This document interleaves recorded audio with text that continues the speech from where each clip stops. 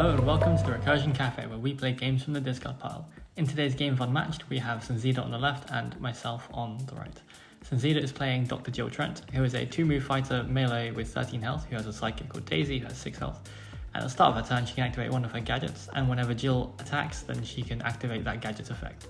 The Hit and Array Blaster gets you extra value if your printed value is lower than the opponent's defense card, and the Tonic lets you heal if your printed value is above the opponent's card. And then I'm playing Annie Christmas, who is a melee fighter with 14 health, with a psychic called Charlie, who has 8 health and is ranged. If Annie is attacking when she has less health than the opponent, then she gets +2 to her attack value, so she can hit very, very hard when she is kind of the underdog in the fight, in a sense. So here's the first attack. It's a Battle of Wits into a Keep Your Hands to Yourself. So Battle of Wits is triggering Hit and Array Blaster as well, and we will look at the top card of my deck, and it's a Mississippi Queen, so boost 3, which adds 3 to the value of Jill's card, so it's a 5.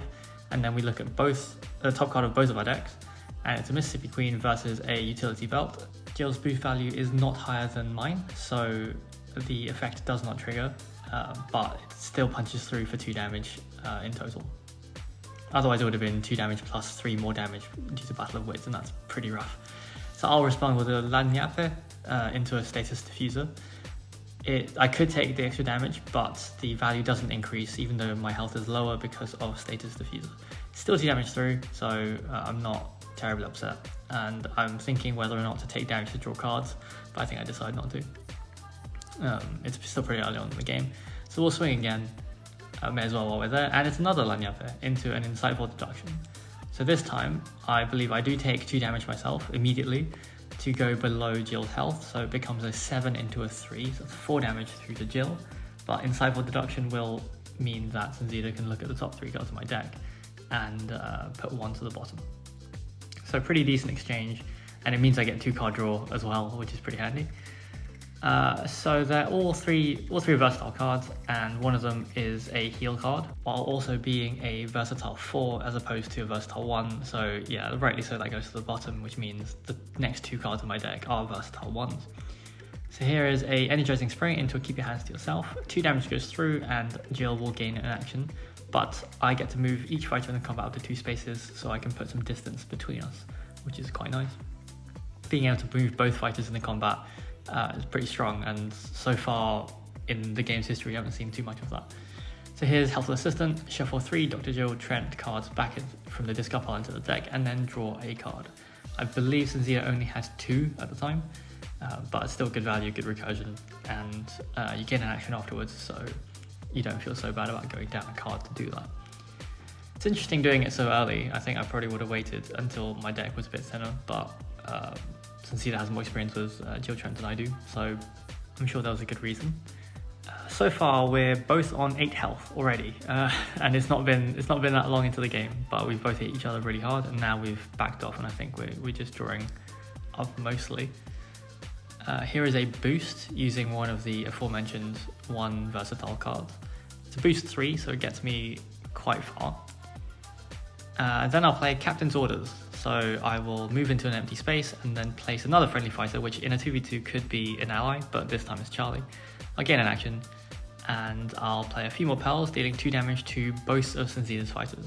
That's some pretty good value right there, and those 2 schemes work so well in combination, so I would highly recommend.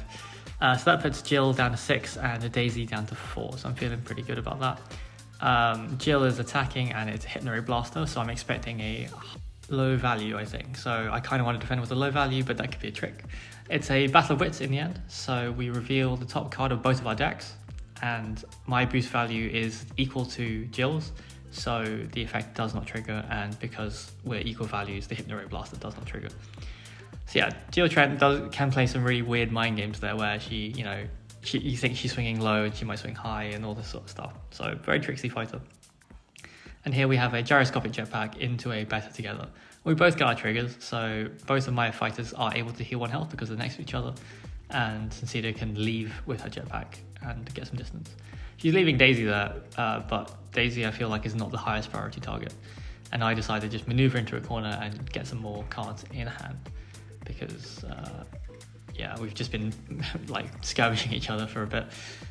So here is an Ace Fighter, 5 value, into a Slick Talker, and I will immediately exchange my fighters So that means Charlie takes the 2 damage and Sunzida gets the card draw.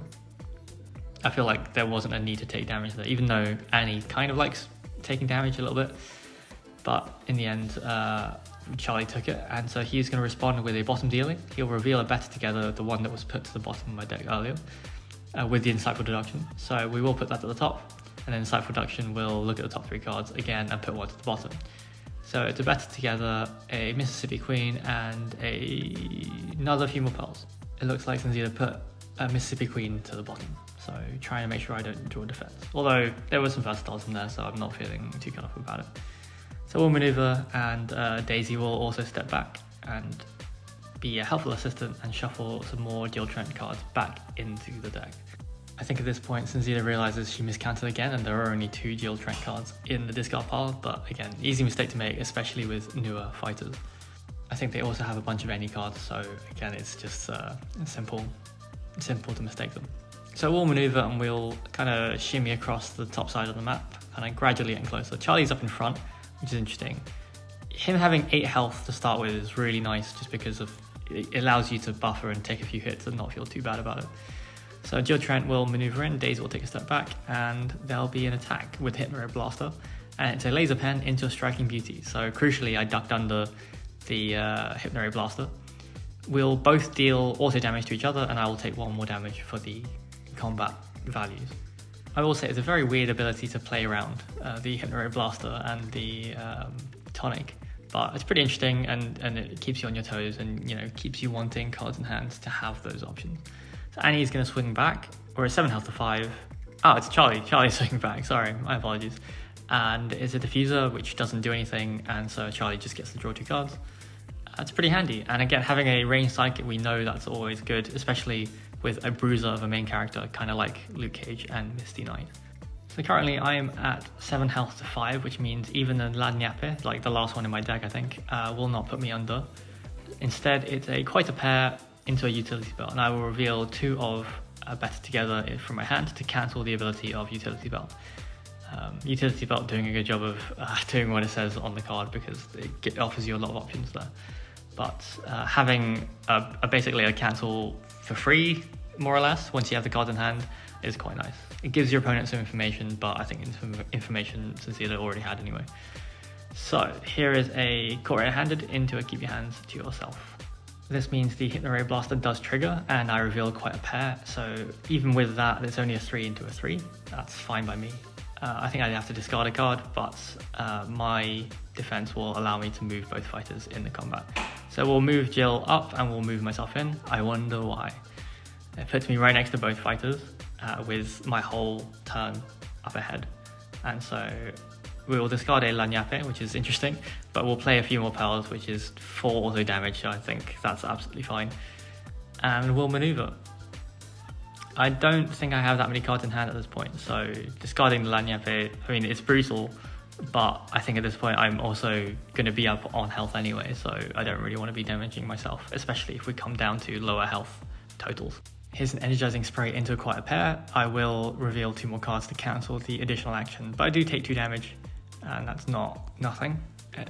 Like, having a 5 with an action gain is just pretty brutal, especially as an any card too, so it can come from either of those fighters. So Annie will take a shot into Daisy.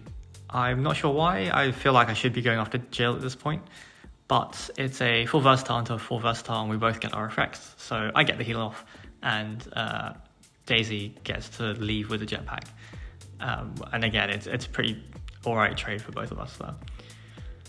So it looks like I only have 2 cards in hand, which is curious, but I think Sunzida's also pretty low on cards. She'll spend a utility belt, which is a pretty good card to boost away into the corner to try and keep some distance.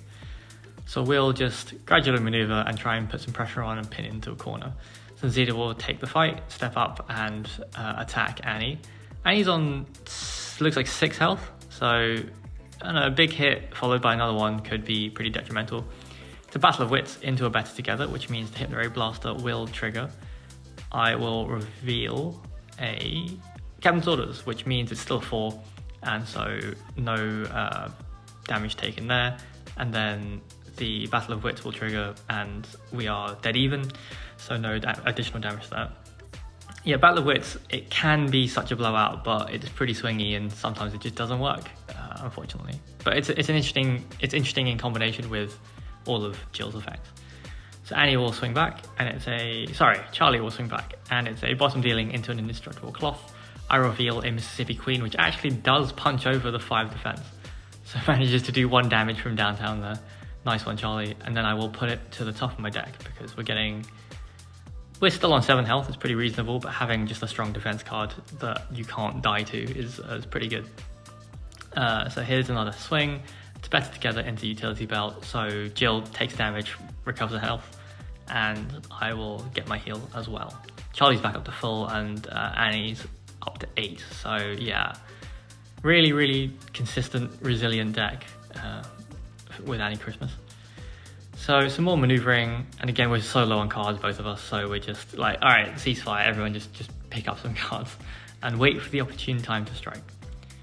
So here is a strike from Charlie. It's a turn in the river into a Hypnotist, and because Hypnorate Blaster is active, that's a full cancel. That's fair enough. I mean, some card draw would be nice, but it wasn't going to do damage anyway. So Daisy steps in and will attack, I believe, Annie. And let's see what the defense is. It's an Ace Fighter into a Mississippi Queen. So just 3 damage through, down to 5. And Jill gets to draw a card. We're currently 5 health to 2. It's not really where Annie wants to be in terms of her ability. It means her ability is blank, but kind of her ability helps her get to that point, and then afterwards you can hopefully just close out the game. So we'll maneuver, we'll play Captain's Orders to teleport next to Jill, and we'll play a few more powers to auto damage for the win. And there it is. That's an incredibly potent combination, and out of nowhere, Annie can just appear next to you and punch you for 2, or more, depending on how many of your fighters are next to her. Overall, really cool matchup. I think they're both very, very fun, and there's a lot of stuff going on. And it will take a few more test games to kind of fully understand them, I think, from my end anyway. Thank you for watching. If you want to support the channel, you can follow the links down below and like and subscribe. Cheers, and we'll see you next time.